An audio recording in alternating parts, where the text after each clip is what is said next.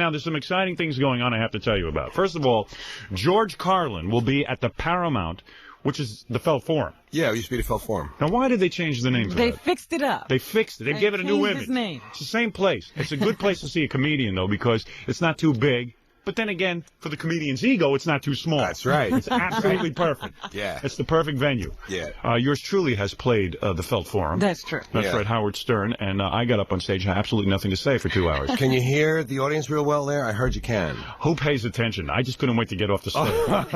Okay. I hate performing in front of people. I was going to ask you about that. You should be, I was going to say you should do that. Why don't you do that? And now you're telling me. I don't like it. You give me the answer. I don't like it. I don't like getting up on a stage and talking. I like to be in a little room. I'm a shy guy. Protected. I like to be protected in a room. Yeah. You know, with the kind of crap I'm saying, I like to be protected. If they're heckling, we can't hear it. Yeah, right. I don't want to hear any hecklers. This is great. I sit here, a guy gets on the phone, starts heckling me, I hang up on him. Yeah, you got it. You got it all here. I need it all. I need control. Yeah. So George is going to be at the Paramount Saturday, April 25th. Now, here's the part I like.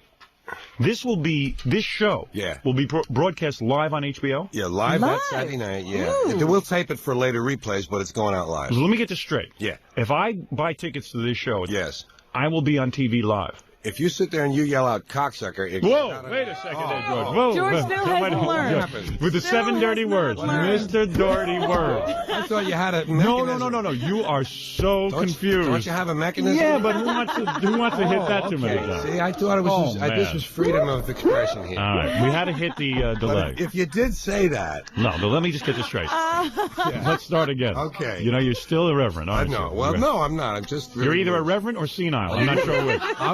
A little of everything. You're a little of both. Okay, very good. All right. Oh, man. All right, let me get this straight. Yeah. You will come out on stage. Yeah, I hope so, boy. And there will be television cameras there. Yeah. And no matter what happens, this will be sent out live. Goes up to the satellite, just like real things. Will you do like Donahue? We go through the audience and talk to some of the people and everything? I'll say, is a caller on there or whatever he says? Yeah, right. No, you know how great that is to be part of a live broadcast, to say you were there with George Carlin, the legendary George Carlin. Yeah. You know how incredible that is? It's a certain amount of tension. Yeah. So, what have you been up to? I bet you're happy Johnny Carson. You must like Johnny Carson, because I guess he had you on a couple of times. a lot. I was on a lot of times. Yeah, I did 130, 135, 140 of those shows. Why do I hate Johnny Carson so much? Because you're a different type of person, Howard. Is that what it is? Yeah. You're from a whole different background, and you have different values. I was very complimented. Yeah, exactly. Okay. Yeah, I guess me and Johnny the have value different... of hate. Yeah, we have the value, just different value. No, I don't like Johnny, I think, because of what he does to comics, first of all. How do you mean it? What he's doing? Well, I don't like the idea that you get on there and then he evaluates you, whether you can sit on the couch or not. That always disturbs me. When you're a young guy, when you're a new guy, you mean? Yeah, I don't like that. Why should a comic be treated any differently than a new actress coming out? You know what I mean? They get to sit down right away. That didn't bother you? For some reason. Well, I was already established when I started doing his show, and I didn't need the show badly. I mean, it was good for me. It helps. Right. But when I used to go out later, when I was really at an okay level, he was a good audience, because he would just sit and let you roll. I used to work it the same way Rodney would work it. You just sit there, and no pretense that you're talking about your dog as a Capricorn is going to have a kidney transplant. Right. You're there to tell jokes, period, and you do it, and you do it, and you do it, and he feeds you. And so that was always good. Yeah. But that's because I was at a different level. I know what you're saying. New guys complain about it all the time. Yeah, it's got to be difficult. Well, I'll tell you one thing. I am doing the Tonight Show. I'm going to fly out to California and do it with Jay Leno. You know what today is? What is today? Exactly 1 month from the day Johnny leaves. Uh-oh. Good, because that's when I will do the Tonight Show. First of all, I don't like fat Ed McMahon. I don't know how you feel about him, George. I got no feelings either way. Really? Ed sits there, and I throw him a line now and then. Once in a while, you do say something to the guy. Yeah. But to be a big fatso and have $80 million like that with no really... I mean, do you see a talent there for $80 million? I've watched that Star Search. I'm still searching. You're still searching for some talent. But someone ought to make Ed perform on that stuff. Nice. That's right. There you go. You're making good points this morning. Exactly. I'm just trying to get you into some show business rivalry. Okay, good. Yeah, I got to. You don't hate anybody in show business, do you? I don't know. If I do, it hasn't really come out in the open. There are probably people that you don't like in show business, but you will not admit that because you know what it is? No, let me tell you. I think it's a little bit different. All right. What I don't like is areas classes of people, types, institutions, types of things. It doesn't work so much with individuals. It's like, yeah, he's another one of those. Right. Is the way it goes for me. And usually it's got to do with religion or belonging to a corporation or being, you know, some kind of a golf course schmuck. Right. You know, that kind of thing. You know what my favorite story was? When we had George Carlin on in the past. The reason I brought up Johnny Carson was because of this. I was thinking about this last night. I told you one of the wackiest things I ever saw you do is you used to come out with the cards and start. He would not even memorize some of his monologues. Yeah. Just read them off the card. And then you confessed to me. You said, I was on cocaine during those days. And I would go out and just start. I wouldn't even bother preparing my monologues. I have them on cards. He didn't even know what was on the card. Yeah, I want to see those old tapes again, knowing now what you told me. Yeah. That's what I want to see. Well, you know, you did what you had to do. I wrote down some things I wanted to mention this morning. All right, go ahead. I'll try and work them in cute. No, go ahead. Whatever. Well, it's just, you know what it is? It's just it's some people that I can really do without. Right. People I just as soon not run into. Like a guy with a hair lip who wants to tell me about his bowel movements. You ever have a guy like that? Yeah, I've met guys like that. Fred, as a matter of fact. Right. A guy with a birthmark shaped like a penis. You don't like that. I'm not interested in this person. I'm going to walk away most of the time. A bag lady's got on more than 30 pairs of pantyhose, you know? Right. So that was all I had. I all prepared. I read them to you and they're finished. Yeah, he's reading from the cards again. I think he's back on cocaine. Yeah. I don't know what it is. Nah, not anymore. So I see you doing talcum powder now. I see you doing a whole tour this morning. You're doing the Regis and Kathy Lee. I'm going over to see your good friend Regis, and I wondered if you had a really message. is your good friend? No, I don't think so. We went to the same high school at different times. Do I have a message for him? Yeah, I wondered if you want me to say anything. Go over there and say, listen, Regis, Howard said. All right. Well, you know, a friendly message, okay? Let's make a. Let's have a little rivalry. Yeah, I mean, maybe no rivalry. I can be an emissary. Let me just say this. Yeah. All right, you could say to him, Regis. Yeah.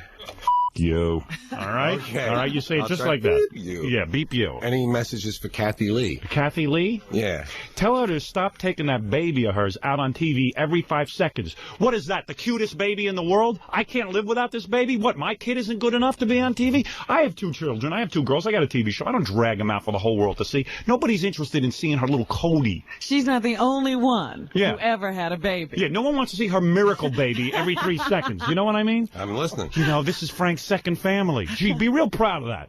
Second, or is it third? Or is it third? We're not sure what family he's on. I mean, you would have thought that this was the Christ child itself, the way that Kathy Lee is dragging this baby out, George. All right, so Did you know what little Cody said today? Little Cody took a dump on Frank's head. Oh, really? That's cute. I'll tell you that. Also, any guy that gives himself a pina colada enema. So you're not going to give Kathy Lee that message? No. All right, do enough. I'm going to tell Regis what you said, though. Are you really? Oh, yeah. Oh, my God. Yeah, I'm going to wait till after the show. I can't believe it. I got to watch that. Ask Kathy Lee if Gift's penis looks like a piece of chewed bubble gum. That's what I want. All right? Come on, do something wild. Okay. All right? I'm trying to write these down, so can I read these off to her? You can read that off. I don't care. They don't mind if I'm on cocaine, do they? Excuse me, Kathy Lee, you know, as a famous comedian, I'd just like to ask you, does your husband's penis look like a piece of chewed bubble gum? And then, you know, all of a sudden I see a look on her face. No, but yeah, I know you get along with those guys. I get along with everyone. I get in and get out. That's what I like about you. I do what I do for me, Howard. You know, I'm over there, I'm here, I'm talking. You know, you and I get along well. I like to plug my shows here. You don't mind me coming on. So I love you. So you know, it works, I'm a big fan. So it's the same thing with Regis. Let me tell you something about George Carlin. Whoever it is. I'm a big fan of George Carlin's. Anybody who grew up listening to George Carlin like I did, you realize it is an honor for me to have you on the show. You know that. Well, that's nice. I appreciate you saying that. Plus, you know, the 7 dirty words thing. We're sort of connected in that. Sure. I sort of, that First Amendment connection. Yeah, you know, that whole First Amendment connection. Supreme Court. Yeah, we have a lot of connections here. Ask Kathy Lee, all right? Yeah. As long as you ask me. Yeah. All right, ask Kathy, say, does your son Cody call his daddy grandpa or daddy? Oh, how's that? Nice. What do you think of that, Robin? What do you think of that? That's a good question. Maybe we could get Frank on the line and I could ask. All right. She doesn't like me, Kathy Lee, because I once said, forget it. I won't even bring it up. Okay. I don't think that. You know, man of discretion. Yeah, I won't even bring it up. That's nice. Now, where's that jerk off from HBO? Where did he go? He's Kevin's okay. You know, is he out there with Dice? I hope he's okay. Out there. They're squaring off. This is an exciting event. I've never seen HBO actually do a live. I did one two shows ago. This is my 8th show. My 6th show was live from Union City. Doesn't that make you a little nervous, though? You can't edit it or anything? Yeah, a little bit, but it's only for the live broadcast that you can't touch anything. Right. When they do the replays, you can go back to the tape, because we're going to tape Friday night and have a safety copy to run on Saturday in case the satellite breaks down, falls to the earth, whatever. I see. So we're covered for the replays. But that night, it's all out there, and that's kind of nice. It's a good excitement, you know. It's a little kind of nervous excitement. I once did that live television. Remember the pay-per-view event? Oh, yeah. Boy, that's a lot of pressure. That was worse than the live show. Something you had to remember, something you were memorizing? Hey, wait a second. I just realized I saw you in that Barbra Streisand movie. Yeah, wasn't that good? You were the only damn good thing in it. Hey! That's right, I completely Wait, hold it a second. That. I got to talk to you about that when we get back. That's all right. Go, man. I got to ask you what it's like to work with that Barbra Streisand. I'll be right here. I didn't like the movie. I said this on the air. I didn't like the movie. Yeah.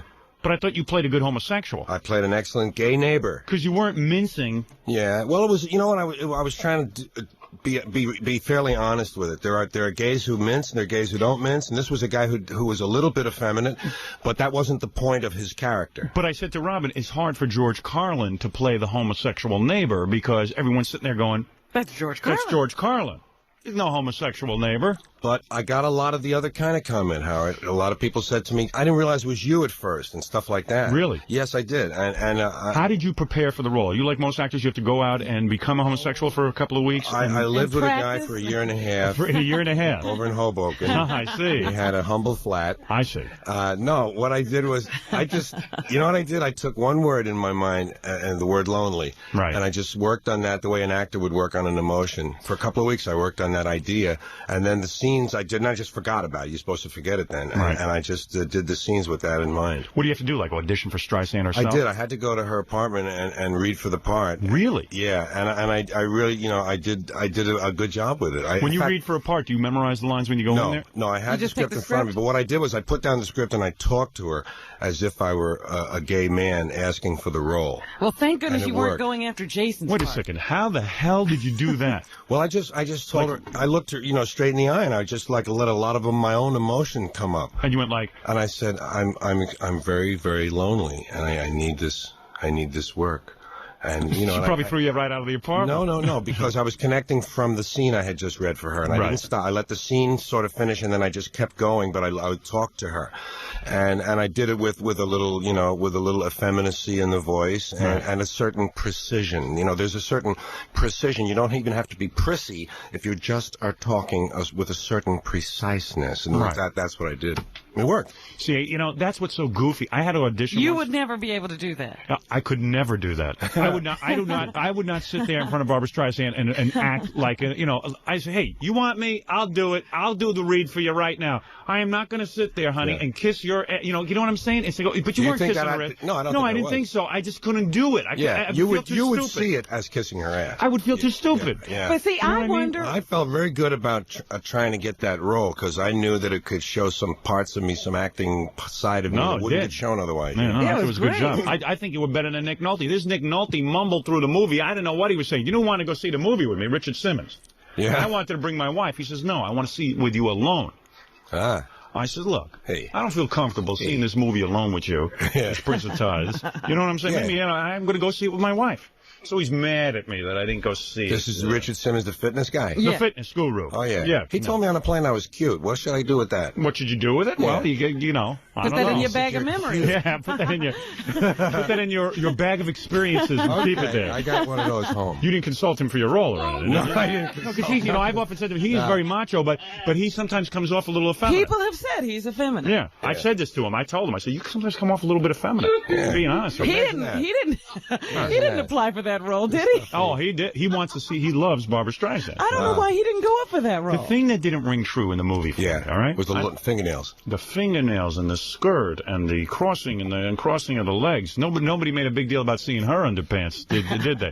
I couldn't believe a psychiatrist. Yeah. I mean, I would love to go to a psychiatrist like that who would sit there and in 3 minutes I'm banging her on the couch. Yeah. In 3 minutes I'm banging her on the couch. It would cure you of a lot of things. It would cure in 2 seconds. I mean, Nick Nolte had the worst thing. You know, he says, oh, Jesus, a guy had sex with me. Guy had sex with me. I can't get over it. It's ruining my whole life. 3 seconds on the couch with Barbra Streisand. He's all cured. That's what threw me off. Well, that's not cheating when you go back and tell the wife that, you're in therapy. The wife took him right back. I guess you got to sort of think of it as a movie. Yeah, I guess so. You got to suspend all belief. I understand what you're saying. Now, who are these 2 gentlemen with you today, George? You always have an entourage. No, I really don't. Now, that ain't fair. I'm not like Usually he's alone. Jerry is my friend, my good buddy, and my manager. Now, you are George's exclusive manager. That's right. So, in other words, Jerry gets, what do you get, like 25% of George's income? You really do? Wow. No, he don't do that. That's a good gig, though, being your manager. He's not a killer manager. He happens to be a terrific, an actual real person as opposed to what a lot of managers. How do you get that job, being George? I know George has got a rush, but how do you get that job? I would love to be someone's manager. I just took an ad out. Oh, really? How did you meet George? You get to be a manager. Promoting his concert 16 years ago. And that's your whole gig? You just spend it with George? Yeah. Your whole day? Well, I spend my whole day. You don't manage anyone else? No. Wow. You just take care of George's every need. Well, that's a little. Well, you are successful. Leading. That's kind of a leading statement. You are successful, Jerry. When you got a guy that's working for you, like a manager. And what do you manage? I mean, what do you do all day? Tell me your day. I'm curious. You really want to know? Yeah, right. I mean, you're tan and George looks frazzled. I don't understand. I don't understand what's going on. You're supposed to be frazzled and George is supposed to be tan. Right. Well, no, I mean, this is some job. Reverse this. What?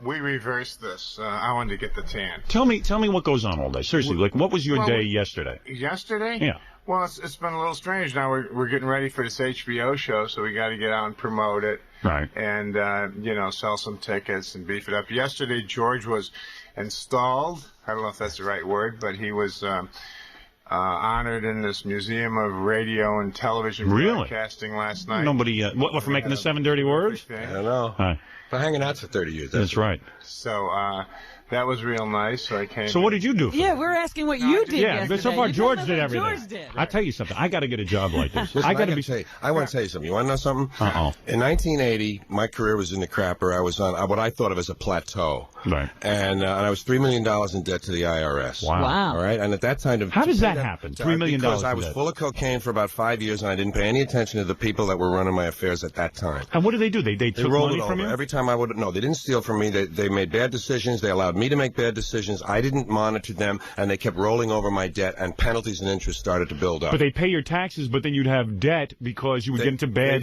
tax shelters. They had a thing called rolling them over and being able to put them off a year and so forth, and accept the penalty. I don't know how that worked. And you were going through all your money because you were on drugs. And because I was buying and doing a lot of things that were stupid. Right. You know, like having more. My daughter wanted a horse to ride, so we had like 6 horses. You know? Right. Went overboard. Stupid. Right. What happened was this: in order to pay off $3 million, you had to earn 6 because you had to pay 3 on the 6 to get the 6, and then 3 on the, and you still didn't buy a hat. It's very hard to get out of debt like that. This guy, Jerry, because he's got a brilliant mind and an honest heart, came in and he knows how to promote me, became my manager. We worked together and we built my career back up to where it's a pretty vital career now. And I just paid those cocksuckers off. Whoa, wait a second. Here you go. Please again. Please. You just paid off.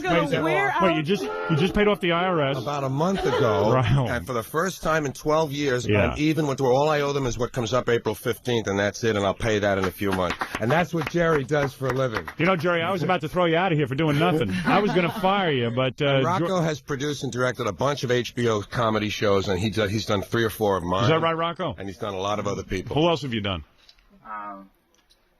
Roseanne. You did Roseanne? That fat.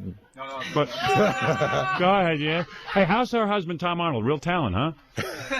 You had to work with him too, huh, Rocco? I'm sure it was just a matter of time before he broke out on his own, right, Rocco? That's true. Well, if you work with Roseanne, you had to have worked with Tom Arnold, right? Well, the first time they weren't married. Oh, they weren't, but you still had to work with him. Yeah. Unbelievably so. Unbelievable. I never saw a couple like this, except for John and Yoko. Honest to God. Yeah. I never seen anywhere where the woman goes, wherever she's interviewed, they got to bring out Tom Arnold. Yeah. They got to bring him out. He's got to be at her side. You know, Letterman wanted to have her on. She said, I got to bring Tom Arnold on. Really? He says, no, you don't. I'm having you on. I didn't invite your husband on. Then they walked out, but Letterman stuck to it. Yeah. I admire that integrity. Yeah. Rocco, you have that kind of integrity? Sometimes, yeah. Rocco's a sad guy because he's a Cleveland fan. Yeah. Oh, is that it? Yeah. Well, Rocco, it's nice to meet you. Of course, Jerry, that's a hell of a story. That's a hell of a credential. Thank goodness you have George to tell people what you do. Yeah, because I tell you something, you don't manage yourself very well. You should talk up a little bit more. It's okay. You should tell people, hey, I got George Carlin out of IRS trouble. You ever want a guy making deals for you? You get a guy who's half Sicilian, half Lebanese. Well, he does it. All right. Okay, that guy's. A few people in this room might need to speak to you. Howard, I want to tell my daughter what time to listen today in Los Angeles. How do they run this thing in Los Angeles? It'll be on exactly at 8 o'clock. In AM out there. Right. Okay, I'll tell her that. How do we give these tickets away? Let's How throw old them is out your the daughter? window. She's a grown woman, and she's doing great. She's working on her communications degree. Yeah, married. Too bad. That would have been a nice catch now that George has some money in the bank, huh? Because when George goes, he's going to leave it to his daughter. That's right. You can see he's a loving father. Got his 6 horses. Yeah. You know what I'm saying? Yeah. All right, here we go. 6 horses. My father That's going a little overboard. You're not kidding. One time I'd like to have a story where my father went overboard for me. 24 hoops. Where are those friggin' horses? Sold them? You know that Elmer's glue. That had to be heartbreaking, too. Probably when you lost all your money, you had to give up the horses, and she was heartbroken. No, we kept one horse until she didn't care about riding anymore. I got you. Yeah. Then you made glue out of it. No, he's around. I got you. Well, George, it's always exciting when you stop by and honor me with your appearance. Listen, I'm happy you let me plug my stuff here, and I'm glad you're getting in more cities. Thanks. Because the country's going downhill, and we might as well have you there. And I'm contributing to it. I figure I'm the main cause. I don't know about that. I think the government figures it that way. Certainly consistent with the country. And I'm glad you're out of financial trouble. I'm glad Jerry saved you in the whole thing. Man, really good. I'm glad. And I'm glad you're so successful, too. George Carlin.